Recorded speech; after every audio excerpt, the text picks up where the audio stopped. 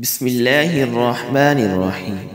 ان 8 کلمات مقدس کو روزانہ پڑھنے کی کوشش کریں۔ اگر روزانہ نہ پڑھ سکیں تو ایک مرتبہ میرے ساتھ پڑھ لیجئے۔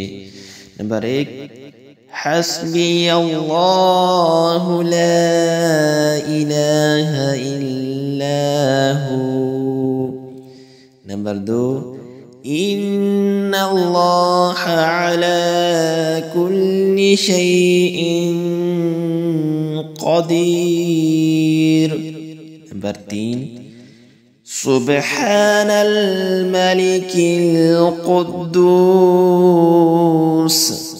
نمبر 4، هو الرحمن الرحیم۔